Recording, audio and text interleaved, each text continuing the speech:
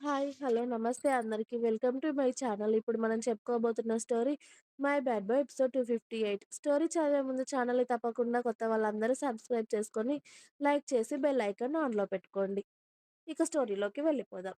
అతడు చుట్టూ ఉన్న వాళ్ళ వల్ల ఆగుతున్నాడు కానీ, లేకపోతే ఆమె దగ్గరికెప్పుడో చేరుకునేవాడే దేవ.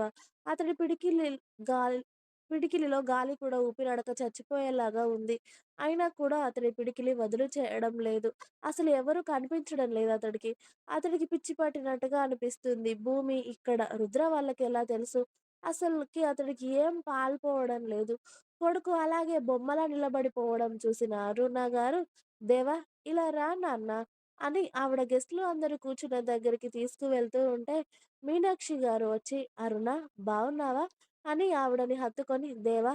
ఎలా ఉన్నావు నాన్నా?" అని దేవా బుగ్గ మీద చేయి వేసి అడిగారు. "బావున్నానాంటీ. మీరెలా ఉన్నారు?" అని భూమి నుండి చూపులు తిప్పుకొని ఆవిడని అడిగాడు. కానీ ఆమె ఎటు వెళ్తున్నా, ఏం చేస్తూ ఉన్నా అతడి కన్ను ఆమె వైపు ఉంది. భూమి మాత్రం దేవాని చూడడం లేదు. ఇంకా చూడలేదు. ముగ్గురు అన్నదమ్ములు అప్పటికే అందర్నీ పలకరించి, నమస్తే ఆంటీ అని అరుణ గారిని కూడా పలకరించి, హాయ్ దేవా అని పలకరించారు.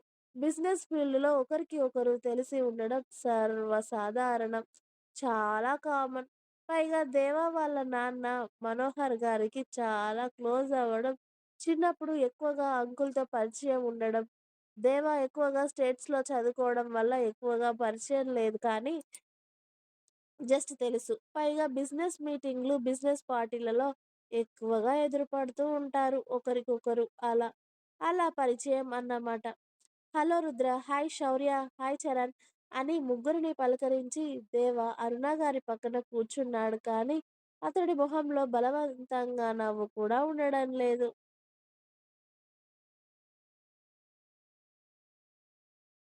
భూమిని చూస్తూ ఉంటే అది కోపంగా మారిపోతూ ఉంది.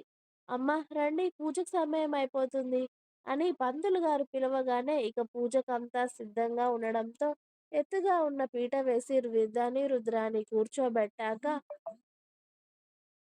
కొడుకుని వల్లో పడుకోబెట్టుకొని రుద్ర పూజ చేస్తూ ఉన్నాడు. అందరూ పూజ శ్రద్ధగా జరుగుతూ ఉంటే చూస్తూ ఉన్నారు. పూజ అంతా అయిపోయి, "అమ్మా బాబుకి ఏం పేరు పెట్టాలనుకున్నారో బియ్యంలో రాయండమ్మా" అని చెప్పగానే అందరి ఫేసులు వేద వైపు టర్న్ అయ్యాయి ఒక్కసారిగా. వేద అందరినీ చూస్తూ ఉంటే ఏం పేరు అన్నట్టుగా రుద్ర కూడా వేదని చూస్తూ కళ్ళు ఎగరేశాడు. "ఋగ్వేద్ ధీరాంష్" అని చెప్పింది వేద. బావుంది అన్నట్టుగా రుద్ర లుక్ ఇవ్వడంతో అందరూ చాలా బావుంది వేద అని అన్నారు. పేరు అందరికీ నచ్చడంతో తృప్తిగా రుద్ర వైపు చూసింది. రుద్ర కూడా నచ్చింది అన్నట్టుగా అదే పేరుని ఉంగరంతో బియ్యంలో 3 సార్లు రాయగానే ఇక బాబుని ఉయ్యాలలో వేయమని చెప్పడంతో వేద మెల్లిగా లేచి నిలబడగానే వేద, రుద్ర ఇద్దరు కలిసి బాబుని ఉయ్యాలలో వేశారు. ఇక వాడిని ఉయ్యాలలో వేసి ఆడవాళ్ళందరూ వచ్చి ఉయ్యాల ఊపుతూ, పాట పాడి, ఇక మిగిలిన కార్యక్రమాలు కూడా జరిపించారు.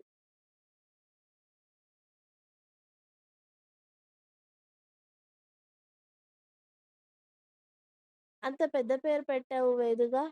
ఓకే. మీ ఇద్దరి పేర్లు కలిసేలాగా. మరి ముద్దు పేరేం పెట్టావురా? ముద్దు పేరు కూడా ఆలోచించాను అన్నావు అని అడిగాడు శౌర్య వేదని. ధీర అని చెప్పింది వేద. ఓహ్! మా చిన్ని కన్నయ్య పేరు ధీరా బాబా. ధీర అని అందరూ ధీర అని పిలుస్తూ ఉంటే, అప్పటికే వాడికి పట్టు పంచ షర్టు, దాని మీదకి ఒక కండువా, బంగారు గొలుసులు, చేతులకి బంగారు కడియాలు వేస్తూ ఉంటే, వాడు వాటన్నిటికి చిరాకు పడుతూ ఉంటాడు. కొడుకు కోసం స్పెషల్‌గా ఆర్‌వి లెటర్స్‌తో డిజైన్ చేయించిన చైన్ రుద్ర వేశాడు. Shaurya, Charan gold rings, gold chain, gold కడియాలు. ఇక వాడు అమ్మాయి అయితే ఎన్ని వజ్రాల నగలు తీసుకొచ్చేవాళ్ళో గాని అబ్బాయి అయిపోయి తప్పించుకున్నాడు. అందరూ బంగారు గొలుసులు, ఉంగరాలు, కడియాలు తీసుకొచ్చి వాడిని వాడి ఒంటి నిండా నింపడంతో వాడికవి బరువైపోయి ఏడవడం మొదలుపెట్టగానే చేతికి 2 ఉంగరాలు, 2 చేతులకి కడియాలు, మెడలో రుద్ర వేసిన గోల్డ్ చైన్ మాత్రమే ఉంచేసి మిగతావన్నీ తీసి దాచిపెట్టారు మీనాక్షి గారు. కార్యక్రమం అంతా అయిపోయి బాబుగాడి బారసాల అయిపోయాక వాడి డ్రెస్ కూడా మార్చి భూమి వాడిని ఎత్తుకొని ఆడిస్తూ ఉంటే గెస్టులు అందరూ వచ్చి రుద్ర వేదని ఆశీర్వదించి బాబుని కూడా ఆశీర్వదించి వాళ్ళ కోసం తీసుకొచ్చిన గిఫ్ట్లు అన్నీ ఇచ్చేసి వెళ్తూ ఉన్నారు. భూమి ఎటువైపు వెళ్తే అటువైపు దేవా కళ్ళు గుండ్రంగా తిరుగుతూ ఉన్నాయి. ఆమె అణువణువు పరీక్షించి చూస్తూ ఉన్నాడు. ఆమె ఎంతో ఆనందంగా కనిపిస్తుంది. పైగా బాబుతో మాట్లాడే మాటలు అతడికి వినపడకపోయినా ఆమె ఎక్స్‌ప్రెషన్స్, నవ్వు, వాడితో మాట్లాడుతూ, బుంగమూతి పెడుతూ, వాడిని ఎత్తుకొని లాలిస్తూ ఉన్న ఆమెను అవన్నీ చూస్తూనే ఉన్నాడు. ఇక అందరూ ఉన్నారు కదా అని అరుణ గారు కూడా ఆఖరిలో దేవా పదరా బాబుని ఆశీర్వదిద్దాం అని చెప్పి రుద్ర వేద దగ్గరికి వెళ్ళి, "బాబు ఎక్కడ రుద్ర? నీ కొడుకుని నాకు చూపించవా?" అని అరుణ గారు అడిగారు. "అమ్మ భూమి ఒకసారి ధీరాని ఇటు తీసుకురారా" అని పిలిచాడు రుద్ర. "హా! వస్తున్నానన్నయ్య" అని దేవాని అరుణ గారిని చూడకుండానే బాబుని తీసుకొచ్చి భూమి రుద్రకి ఇవ్వడంతో రుద్ర కొడుకుని అరుణ గారి చేతికి ఇచ్చాడు. "అచ్చా మీ అమ్మ నోట్లో నుండి వచ్చినట్టున్నావు కదా నాన్న" అని బాబుని చూస్తూనే భూమిని చూస్తూ, "ఎంత చక్కగా ఉందమ్మాయి. పెళ్లి కూడా అవ్వనట్టుగా ఉందిగా. నా దేవా బాబుకి అయితే సరిగ్గా సరిపోతుంది. ఈ అమ్మాయి ఎవరో అడిగి తెలుసుకోవాలి." మీనాక్షి వదినని అని పెద్దమ్మ అంటూ మీనాక్షి గారితో మాట్లాడుతూ ఉన్న భూమిని చూసి, "ఈ అమ్మాయి ఎవరు వదినా? చాలా చలాకీగా ఉంది" అని అరుణ గారు మీనాక్షి గారిని అడగడం ఆలస్యం. అప్పుడే భూమి అరుణ గారి వైపు ఫేస్ టర్న్ చేసింది. అక్కడే దేవ చాలా హుందాగా 2 చేతులు పాకెట్‌లో పెట్టుకొని సూటిగా భూమిని చూస్తూ కనిపించేసరికి భూమి ప్రపంచం స్తంభించిపోయింది. ఈ ప్రపంచంలో ఎవ్వరూ లేనట్టు, ఆమె ఒక్కతే ఆ భూమి లోపలికి పోతున్నట్టుగా అనిపిస్తూ ఉంటే అక్కడి నుండి పారిపోవాలి అని అనుకుంది. కానీ తన చుట్టూ జనాలు, పైగా అన్నయ్య, వదినలు, పెద్దమ్మ, పెదనాన్న వీళ్ళందరూ ఉండగా ఎక్కడికి వెళ్ళాలో కూడా తెలియడం లేదు. దేవాని అక్కడ చూడగానే ఆమెకు ఒంట్లో వణుకు మొదలయ్యింది. అది ఒక దేవా తప్ప ఎవ్వరూ గమనించలేకపోయారు. "మా కూతురు వదిన" అని మీనాక్షి గారు భూమిని దగ్గరికి తీసుకొని చెప్పగానే, అరుణ గారు మొహం చిన్నగా చేస్తే దేవా కనులు కూడా చిన్నగా అయ్యాయి. "వీళ్ళ కూతురా? ఇదెప్పుడయిందా?" అని. అరుణ గారి మొహంలోనే ఆవిడ ప్రశ్న అర్థం కావడంతో, "మా మరిది కూతురు వదిన."